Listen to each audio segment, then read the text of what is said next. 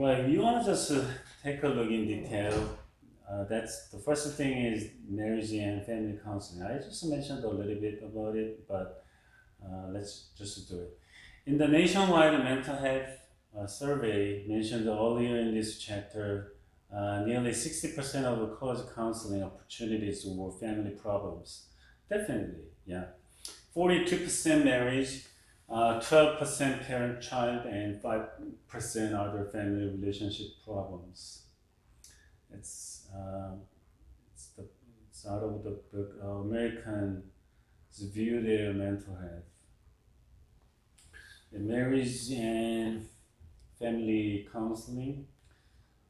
Well, actually, most problems come from marriage and family problems, and maybe working places and other stuff must be the secondaries. The majority of cases marriage and family counseling. So, and then even though they are living living alone, they still have marriage or couple problems and family problems with their parents or their children. Um, so, so knowing this and providing marriage and family counseling is pretty important. The new approach is called role relationship counseling or couple counseling. This approach tends to be more efficient time-wise and also more effective in healing a sick marriage by improving the quality of the marital interaction. So we want to um, just dig in more role relationships later. Role relationship counseling aims neither at basic personality changes nor at depth insight. Actually, these are more time consuming. But its goal is more modest to help the couple make their relationship more mutually satisfying. The marriage relationship itself is sick. It is the patient. The focus of counseling is on the interaction which occurs in shapes their relationship. The between of a marriage is seen as far more than the sum of the problem within the two persons.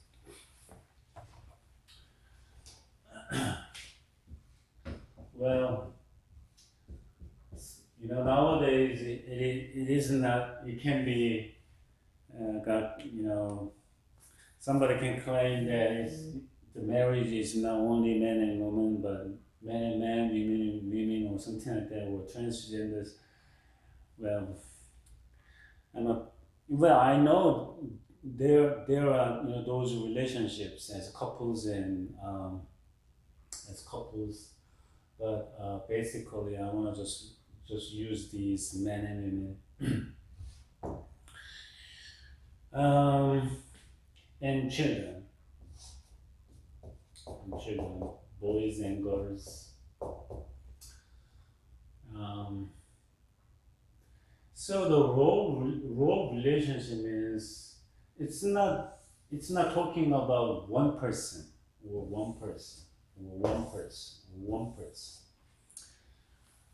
When they have problems in their relationships, or they have particular relationship too, when they have relationship problems, there can be lots of problems between this, between this, between this, between this, between this, and between them too. So there are lots of relationships.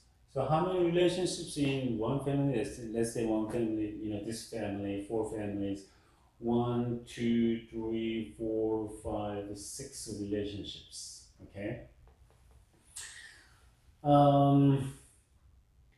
So in a family, in this family, there are 6 relationships, at least, no extended problems.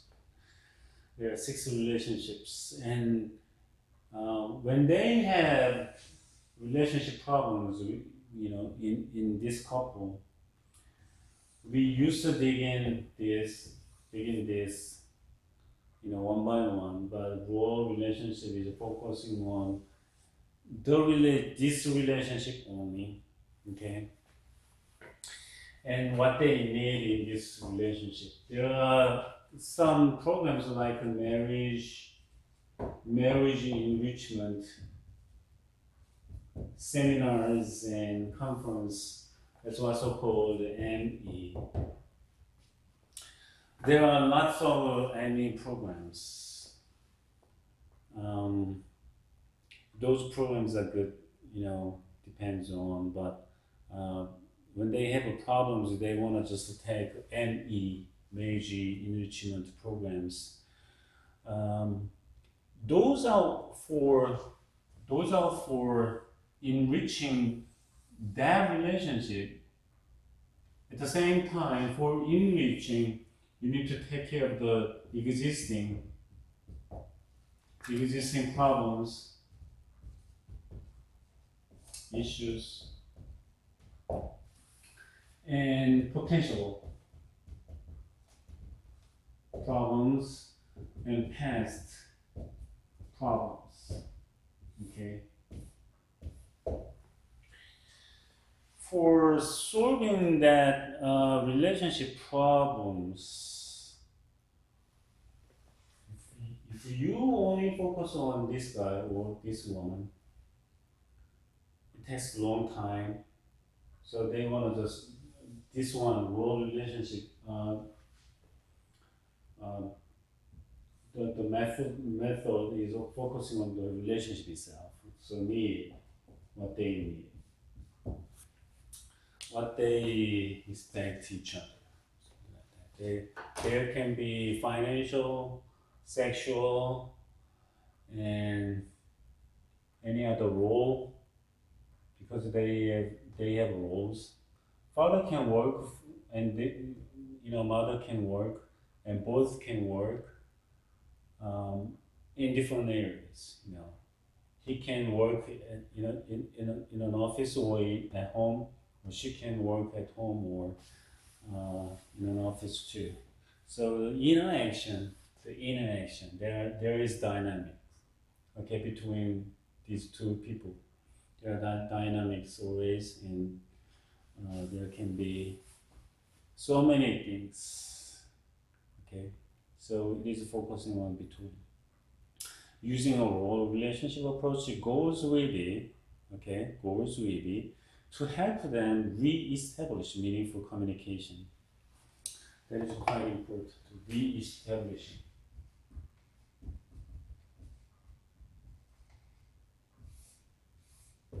Why re?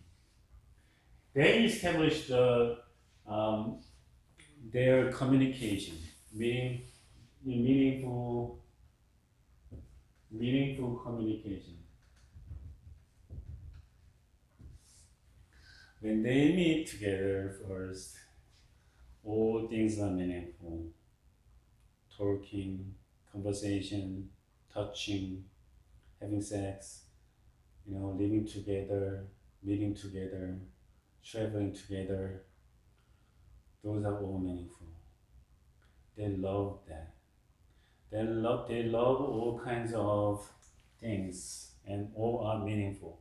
But later on, they can make problems. He can make problems. She can make problems. They both can make problems. Okay? Problems. And then all issues and situations, conditions, when they sick or something, making mistakes, or just they lose one of them or both can lose their jobs.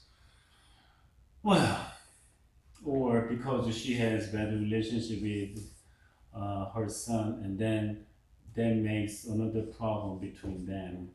Okay, and then they, in a certain point, they need to re-establish.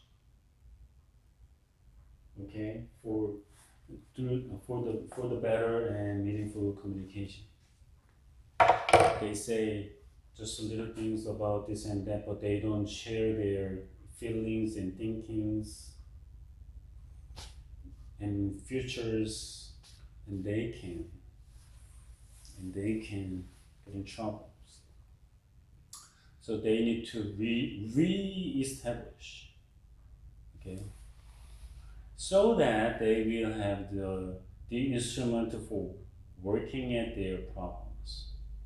B, to interrupt their negative self-perpetuating inhalation pattern of mutual attack and retaliation, because both have been hurt so severely they probably cannot extricate themselves from this vicious cycle unassisted.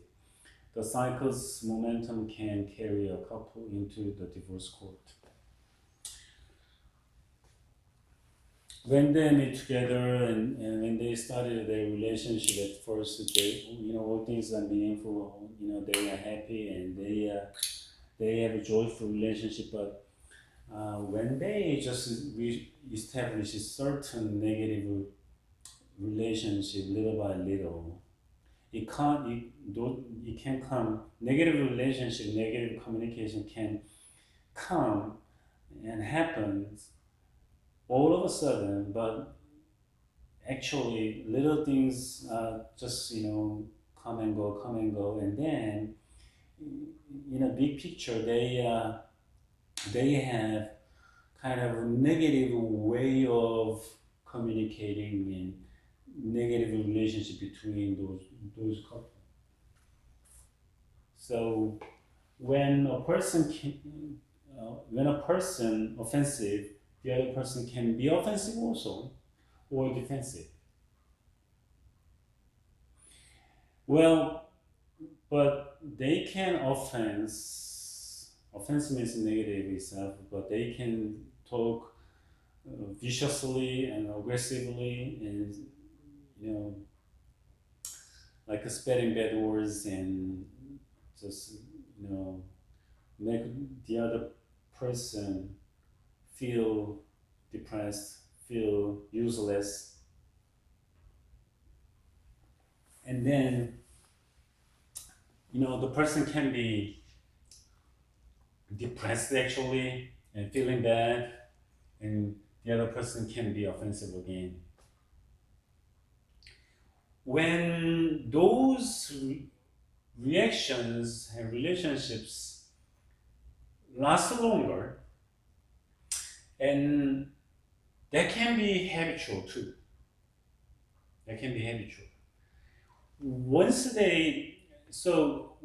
Until they decide they stop their negative reactions to other person, other party,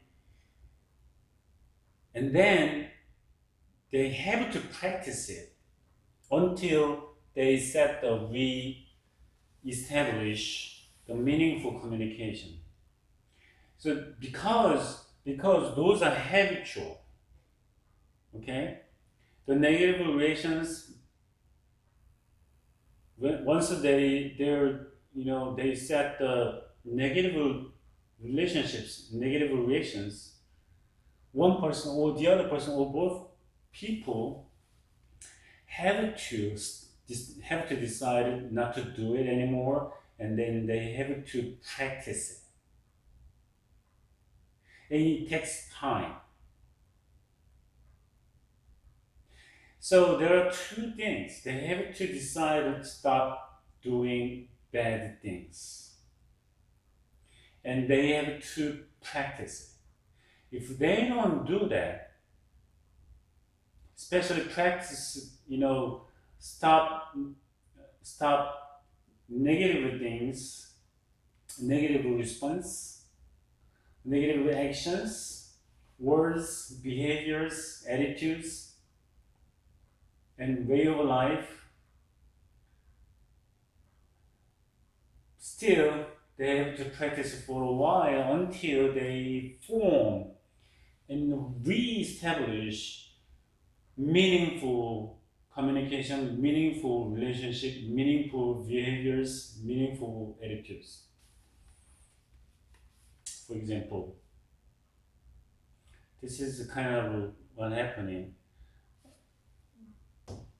This guy squeezed the toothpaste from the bottom, and this girl squeezed the toothpaste in the middle, or squeeze the head part, and they don't like each other, but it's okay when they meet at first, okay? All things are beautiful, all things are great. But as time passes, those two people have different habits, way of life, even squeezing toothpaste. Then, as time passes, they can ask you better just squeeze the toothpaste from the bottle.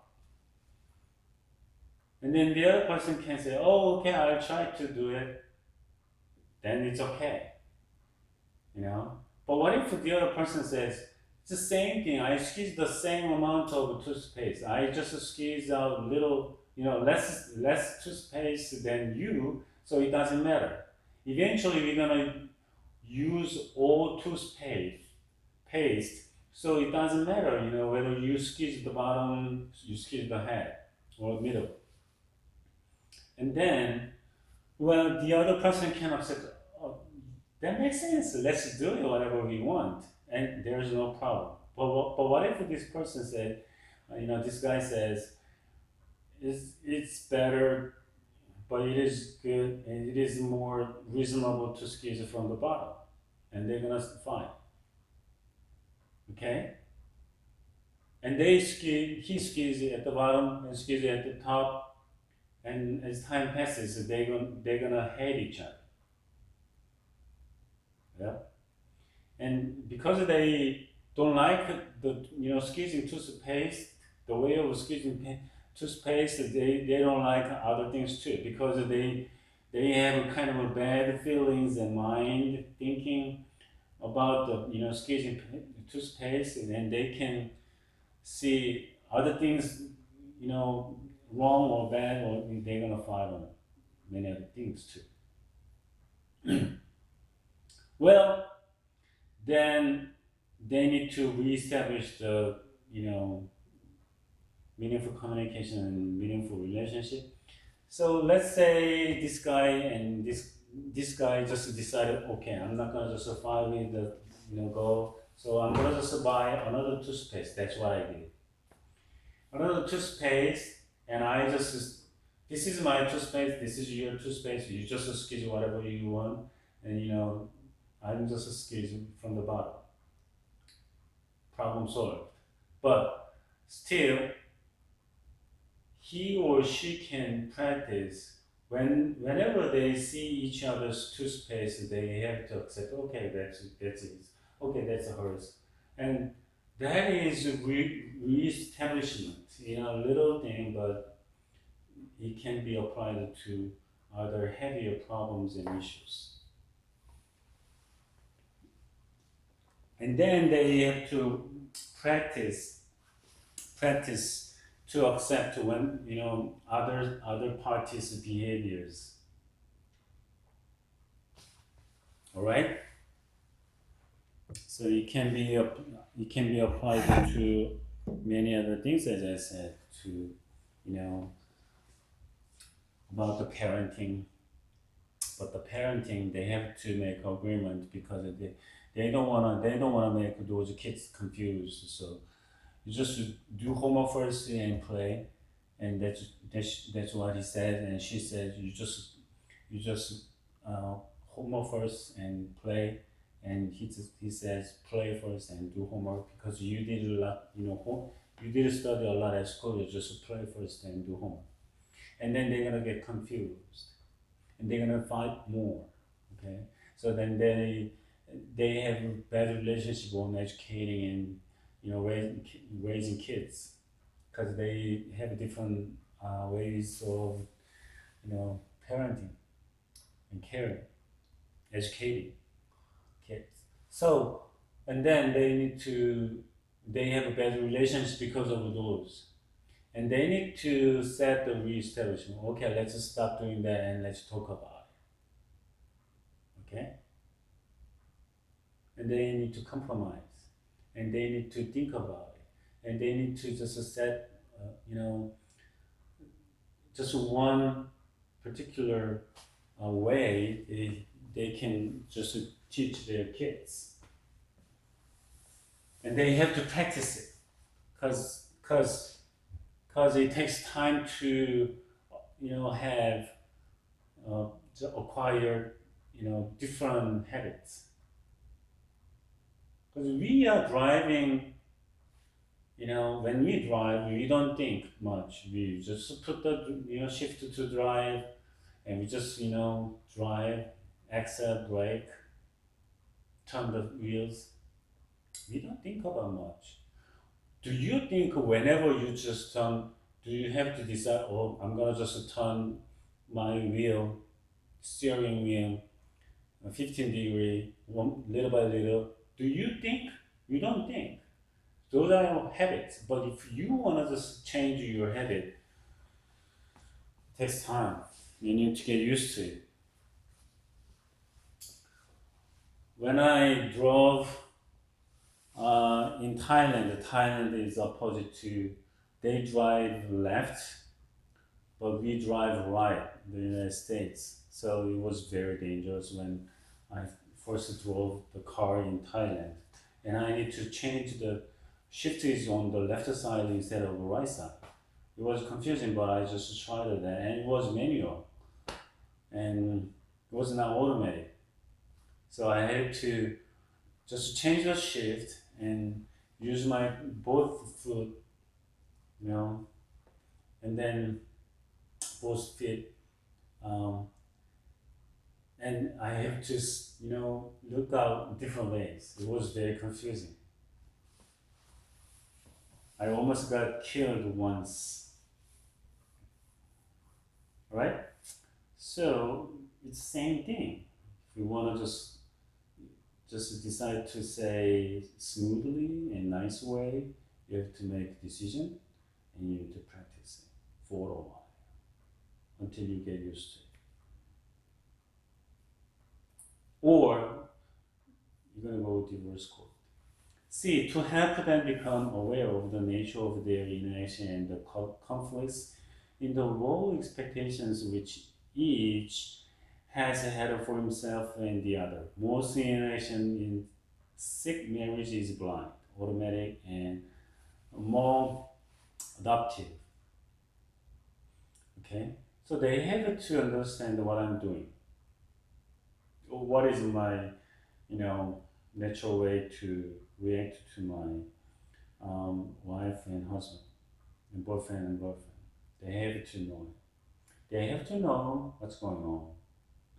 If they don't know, if they don't understand what's going on, what I'm doing, what the other party is doing, they cannot fix it. They have to know, understand, and find the problems, and they have to know the better ways. D, to assist them in this. Well, when I'm doing something wrong, I don't understand that I'm, doing wrong or right sometimes. Okay.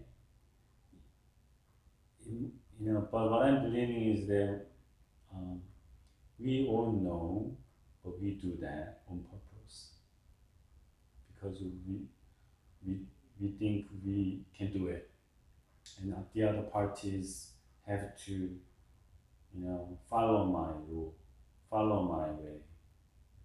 Okay, it's kind of a power game, something. So we don't want to just, but we pretend that we don't know it. People are so,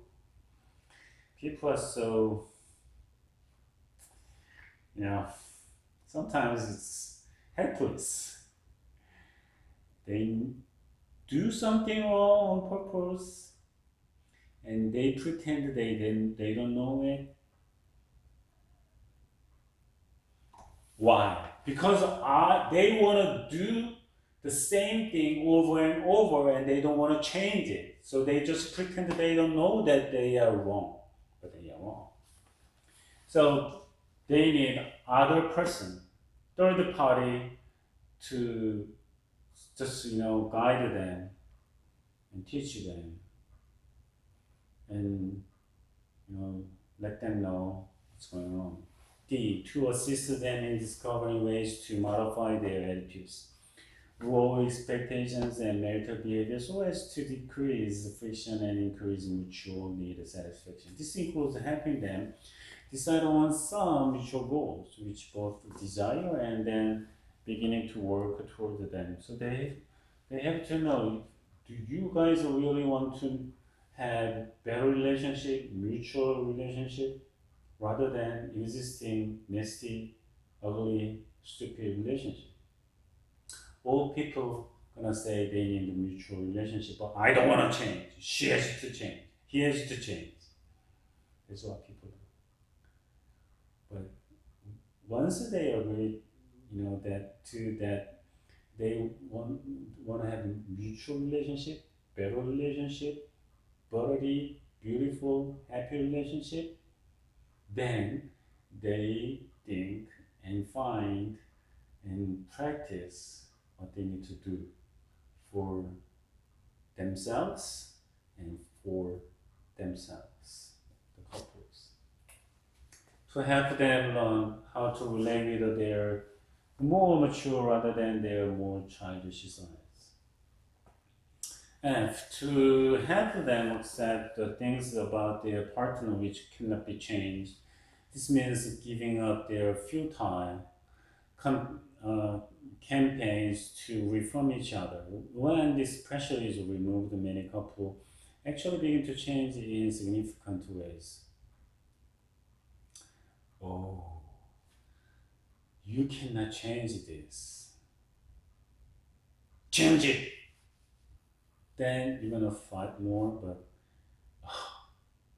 you don't change. You can't change it with some reason. Okay. Okay, accept. I can accept it.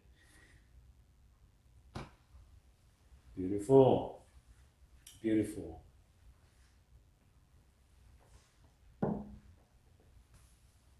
But it's hard to accept that.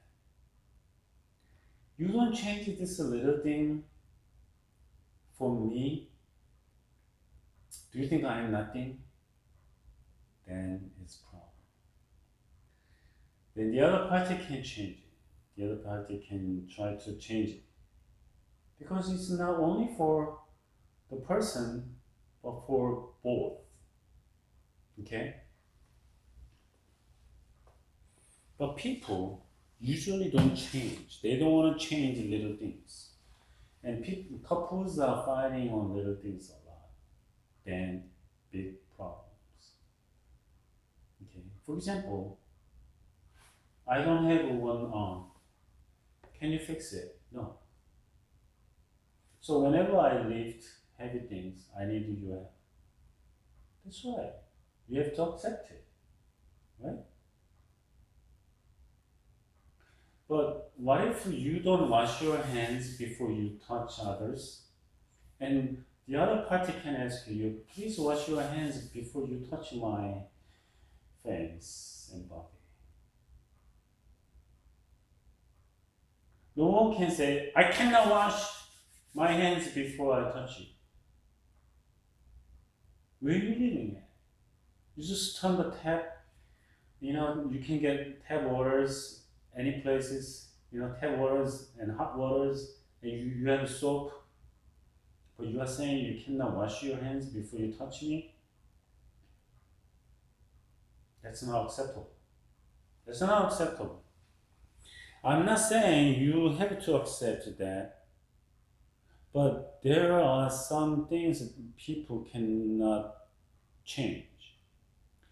And if that doesn't matter to you, you can ask them. You can accept that. But touching me with dirty hands, you don't have to accept it because the other party can wash their hands. Waters, soaps are all over the places.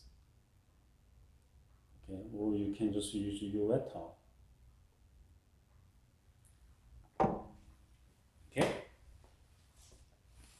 In counseling with the Greens, means the minister is a combination with referee. Referee means woo, violation, yellow card, no red card though. Okay. Who sees that each gets an opportunity to voice his views or her views on each issue, and coach who helps them learn how to play the marriage game more constructively. Okay? How to fight constructively.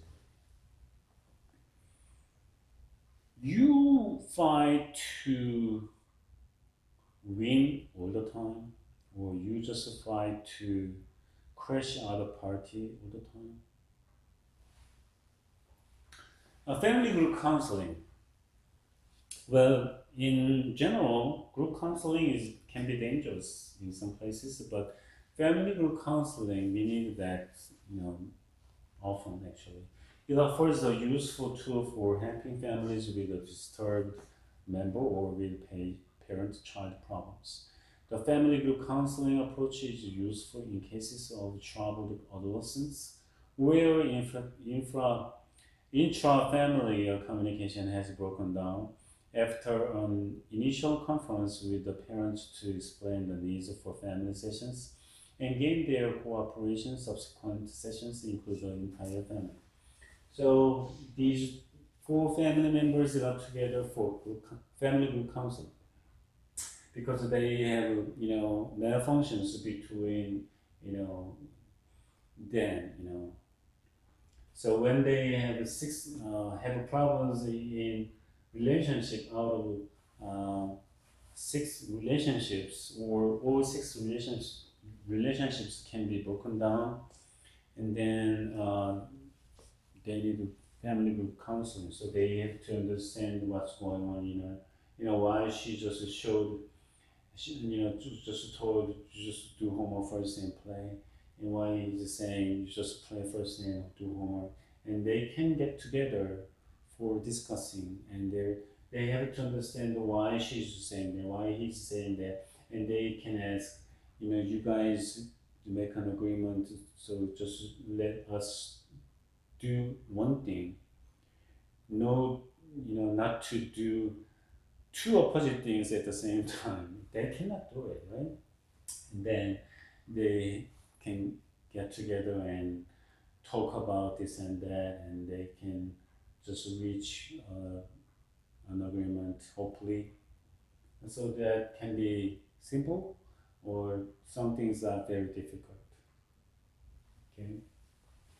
So, but when a father and son has problems, still 4 families can get together for family group counseling, so they can hear what they are thinking and feelings about that problem, relationship problem between 2 guys, and that they can see what they didn't, what they haven't just thought about it. Okay, and then there is more chance that they can change, because they have to realize that what others looking at, and what others thinking about the relationship, the broken relationship. The goals are to help them establish meaningful communication, develop awareness of the roles and interaction patterns of various family members, experiment with modifications in roles and behavior, and most important, to allow the family to experience its essential unity and interdependence. The counselor's presence as referee and coach allows the family to experiment with new patterns of relationship, because we need to practice. We need to practice. We need to practice to achieve something meaningful. Even robberies and thieves, they practice a lot, right? Because they don't want to caught by police officers. Because they don't want to just spend lots of years, months and years in prison. So they practice a lot. Even thieves and robbers practice for their successful job, but how we don't practice for our happy family relationships.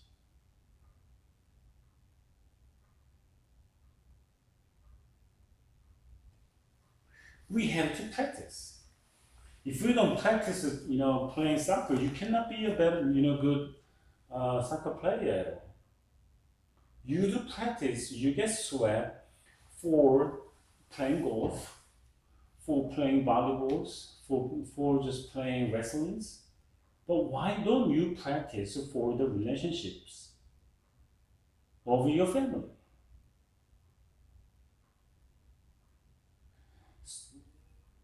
That's nonsense, right? And we have to know and understand the relationship is not automated. Whatever I do, you just accept it, you just do be good to me. It doesn't work like that. It doesn't work like that. Okay? Even though you make money and your other party doesn't make any money but do housework, no matter what, no matter what. Because I make money, I'm the breadwinner, breadwinner, you just follow, you just listen to me and follow my rule, my way. It doesn't work like that. We need to practice. We need to practice speak smoothly, softly. We need to practice, show our loves to others. We need to practice the attitude toward our family members. We need to practice. And it takes time. It is against our habits. Because of it, it is difficult. It is difficult. I know. That's why we need to practice. If it's easy, why we do practice? We don't need to practice. But we need to practice because it is against our habits, because it is against our emotions, because it is against our thinking. We need to practice for better relationship. It takes time. And it is difficult. Okay? But they don't know, or they pretend that they don't know it. So we need to referee sometimes. That's why we need referees. Even though there are referees in baseball field and soccer field, they still fight. They go nasty. What if they don't have referees? They're gonna go crazy.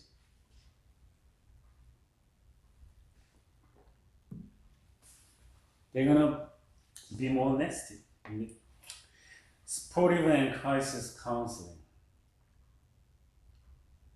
Well, there are at least 4 varieties of supportive counseling. Crisis, stopgap, sustaining, and supportive growth action counseling. All 4 make significant contributions to mental health through providing supportive relationships. Crisis, stopgap, sustaining, and supportive growth action. 1. Crisis counseling.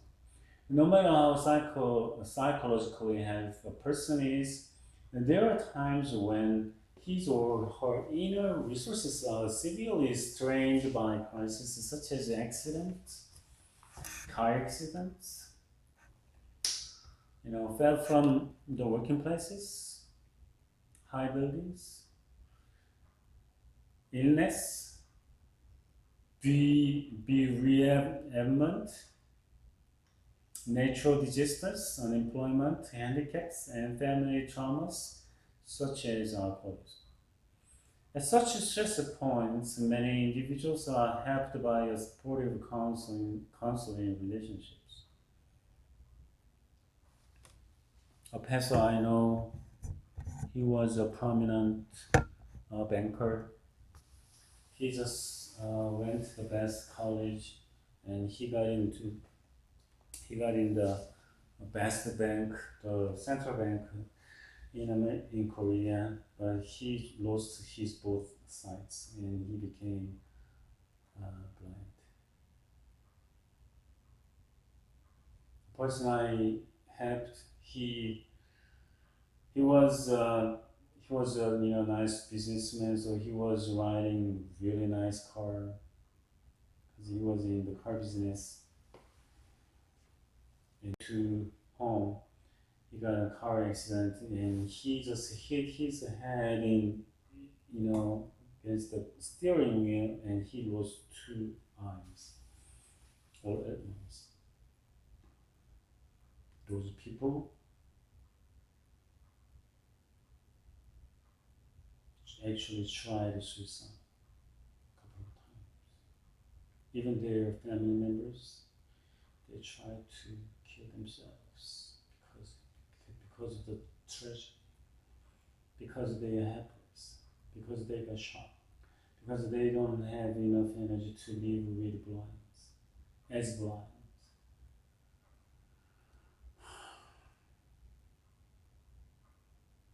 They just bang their heads on the poles and walls and doors many times. So once people got blind, they got nose problems because they bang their heads and nose at the highest part they hit. Many people got broken their nose.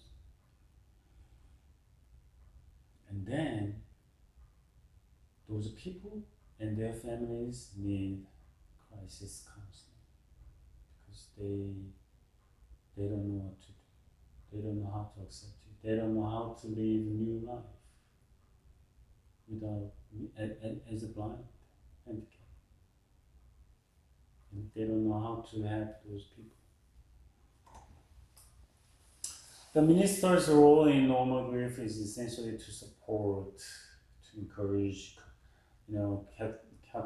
catharsis of feeling and to make religious resources readily available. Proximity to death arouses deep death fear in the survivors, including the minister.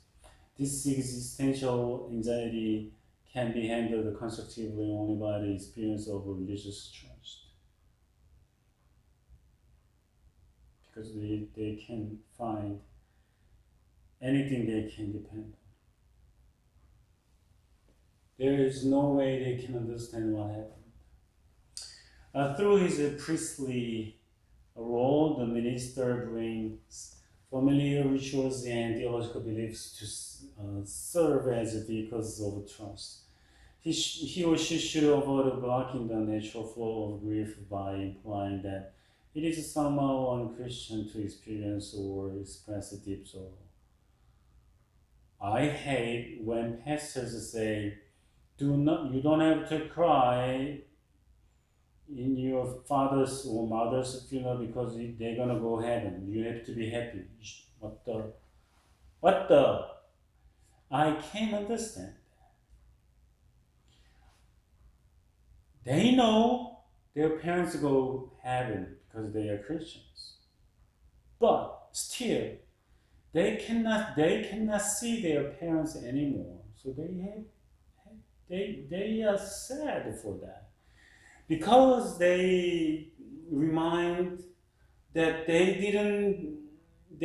just made their parents disappointed with this and that. Because they regret many things because they didn't support their parents so well. Many things are involved in the funeral and the loss, but the pastor just say, "Don't cry, they are in heaven." Then I'm just want to say, Pastor, I hope your parents die. When your parents die, I hope you don't cry. Can they do that? They cannot do that even by themselves. But why they are saying that? It's stupid. There are so many stupid pastors and priests. Because they don't understand people's emotions and thinkings. They don't understand what the soul is.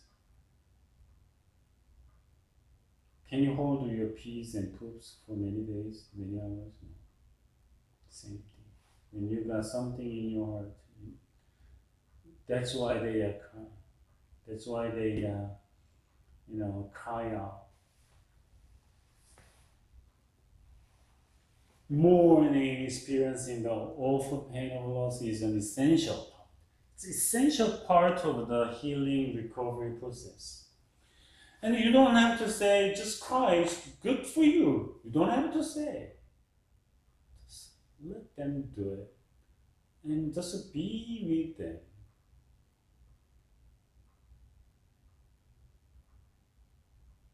And you can pray for them.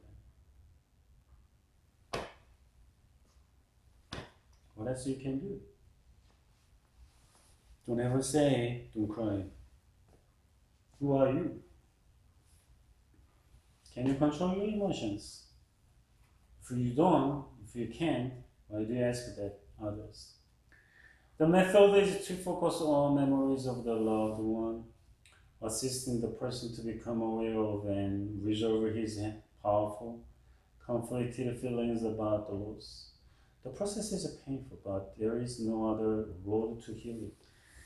Medical help should be thought when psychosis, severe depression, or psychosomatic problems are obvious or suspected. Psychosomatic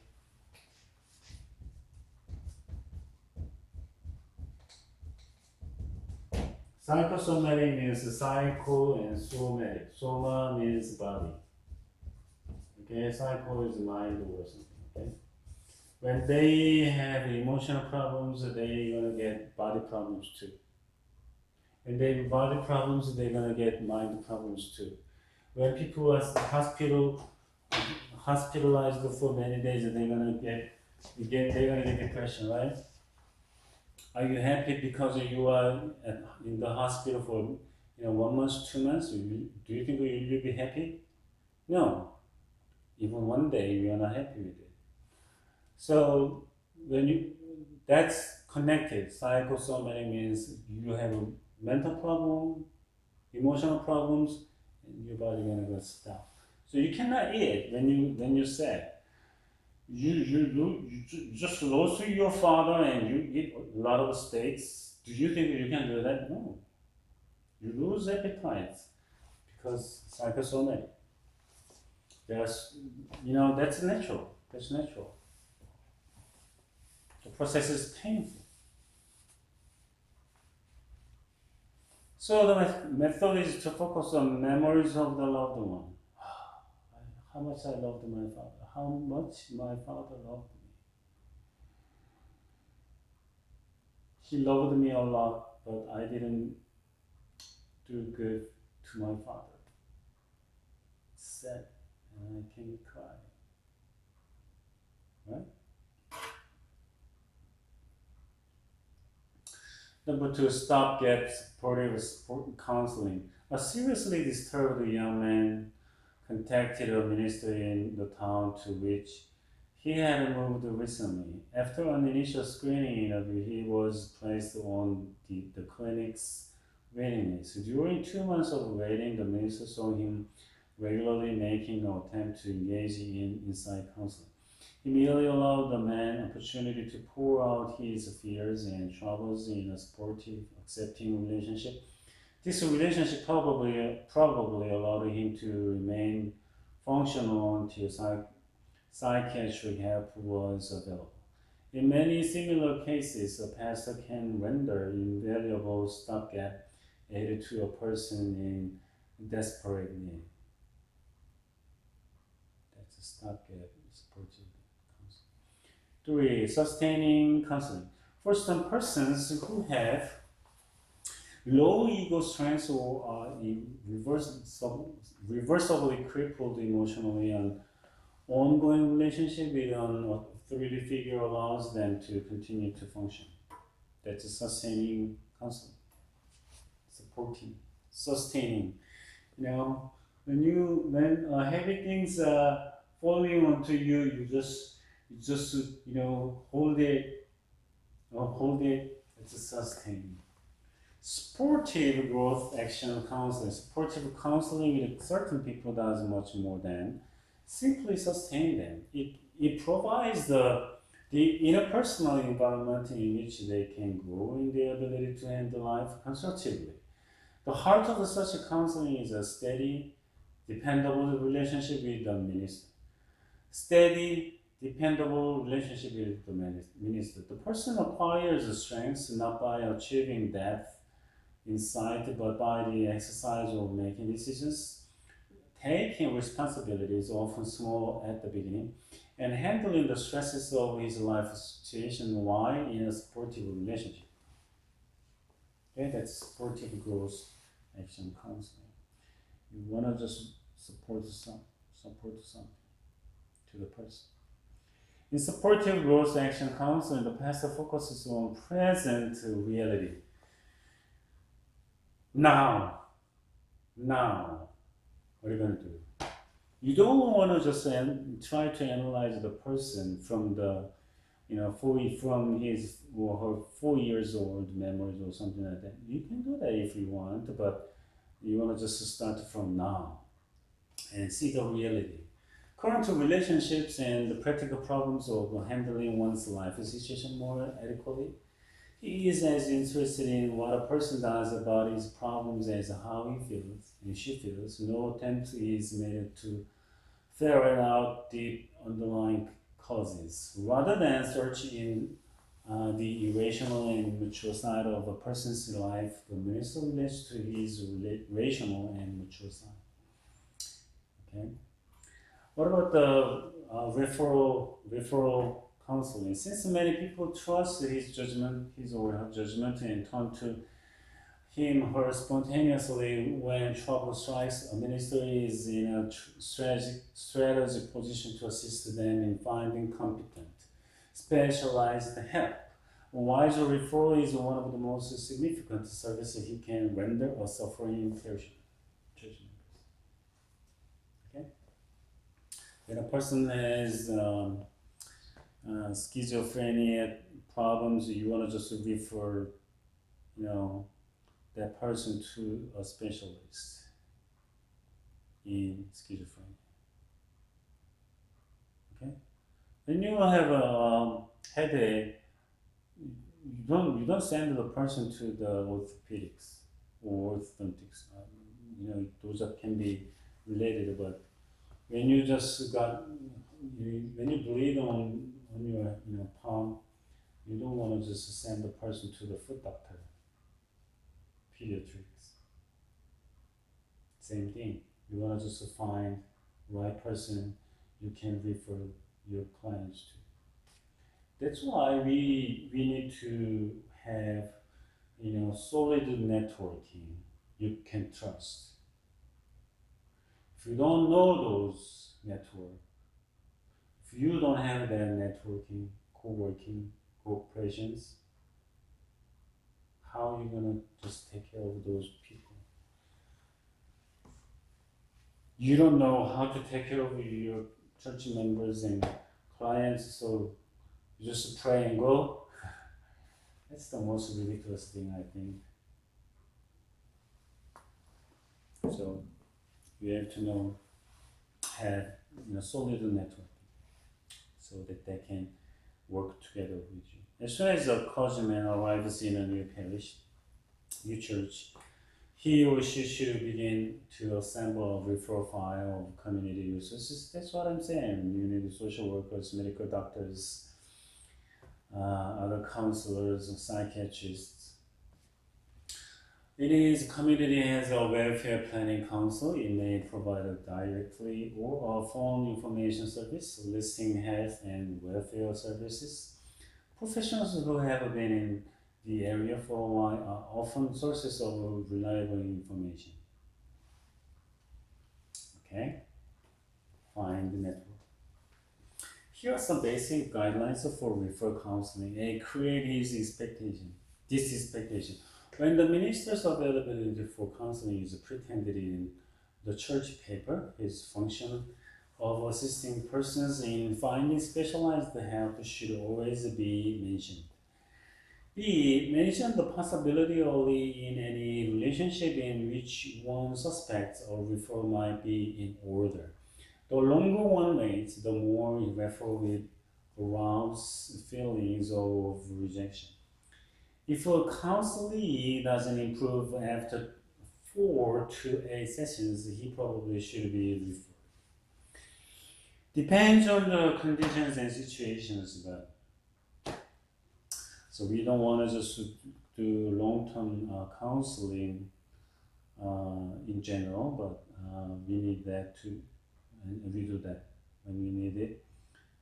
But basically, we just do short-term counseling in 10 sessions, and you want to just think about it. That's general. That's in general. What's there can be more than 10 sessions for helping people. C. Use rapport with a minister as a bridge over which the person can walk into another relationship. This is facilitated if he knows that the minister knows and trusts the person to whom he is referred.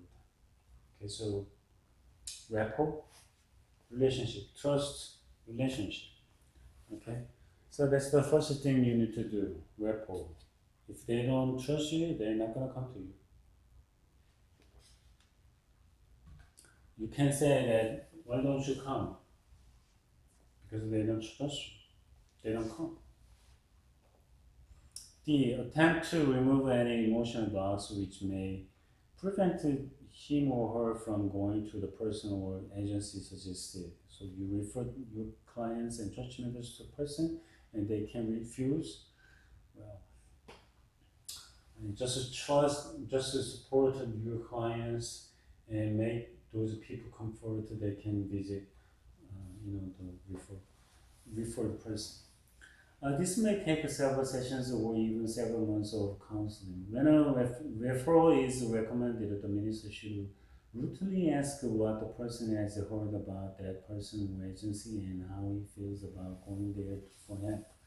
You just send your church members and you don't ask it. That's not appropriate. So you just ask, what's going on? How did you feel? What do you think? What did you learn from the agents or the counselor or psychiatrist or social workers or something? Okay, so you're gonna just ask your clients routinely. It is essential to search out the fears, misinformation, and emotional resistances, which otherwise will cause many referrals to be unsuccessful. It is also wise to ask the person to report back, indicating a continuing interest in his obtaining the best available help. If possible, the person should make his own appointment. This keeps the initiative where it belongs and also begins a relationship with the new helping resources. Okay, so we encourage the person to contact first, but if they don't do that, you want to just work with your clients, and you can just visit the agents or counselors or other resources together for the first time. F. The minister should let the person know that his pastoral concern and care will continue undiminished to offer the referral. I just refer you to somebody and I'm going to forget you. No, I'm going to just be with you always until you finish just to solve your problem. And even after that, I'm here always for you. This will lessen the sense of rejection. However, it is essential that a person referred for counseling or psychotherapy not also continue to counsel with the pastor, one counselor at a time. Short-term executive and decision-making counseling, that is another counseling out of 7. In many counseling situations, the minister needs to combine the skills of the educator, the guide, and the counselor. Effectiveness in such short-term pastoral guidance depends on the minister's wise use of his special knowledge and authority. Awareness of when to use advice, instruction, and guidance to facilitate rather than block growth is one aspect of the sensitivity of a well-trained counselor. Well, basically, pastors teach and present and give sermons. So when pastors preach and give a sermon, people listen, and because of the spiritual authorities you have, they listen. Okay, but it depends on whether they just accept all things you just preach or not. But anyway, basically they accept it. Because you have a spiritual authority, when you educate, when you provide classes, when you provide seminars, okay, or special teachings, it is different. They have general other secular lecturers or speakers. Then you teach them. Your teaching can be more powerful because they know that you have a spiritual authority. So you have to be careful when you teach people something. But when you teach people, they listen to you, better, I think, and take your teachings seriously because you have a spiritual authority.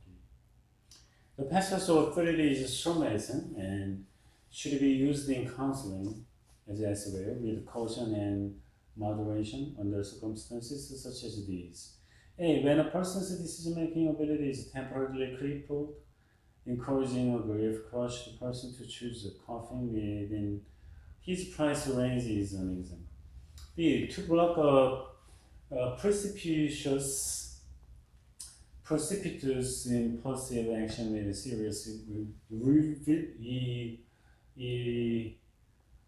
reversible consequences. A minister is obliged to use persuasion, coercion, and with physical restraint if necessary to save a person bent on suicide. In cases where any dangerous impulsive actions are planned, the minister's role is to interrupt the person's momentum, to encourage them to explore the probable consequences and to consider alternatives. Because once they think one thing, they just focus on that and they think that is right. And that is the only way they can do. But actually there are many choices and options that they cannot see. So the pastors want to show them there are other options that they can do for the better result, for the better process. Okay? Because they are blinded once they got started on one thing. That's what people do. So the chess players don't see what they can, whether they have other options or not. Because they are focusing on, one thing, or sometimes they don't see because they got frustrated, they got anxious. Okay? So they have fear or something like that, so they cannot see everything. But other, just observers can see better way sometimes.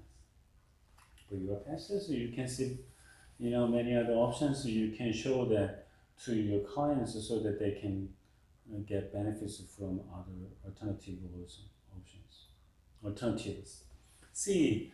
With those who are mature enough in their relations with authority to accept or reject suggestions offer weighing their merits. It is relatively safe to advise, except in an emergency. A wise counselor will never give advice or attempt to instruct a person until he understands something of that person's inner world. Just to show the way, because it's an emergency situation. Firefighters and police officers don't just discuss with the victims. Can can you do this, or do you think this is okay or not? They don't say that. Move. They say move. Evacuate. Flee. Go this way. Hide yourself. Bend your body. Simple. So sometimes pastors don't want to just be too nice, but they don't have to be, stupid. They have to be wise. Sometimes they have to direct something. Go this way. Don't do it. Because they don't have time to discuss whether that is biblical or not. Okay?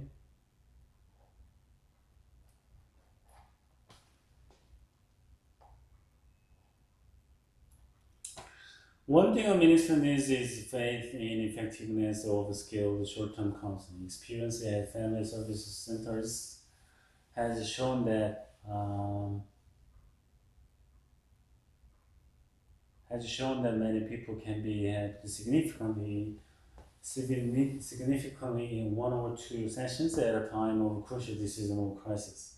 An impulsive decision to initiate divorce proceedings made during the heart of a domestic battle often proves when the smoke has cleared to be unfortunate. Because of the chain reaction of lawyers maneuvering and mutual recriminations, which follows such a decision, the action may be difficult to reverse.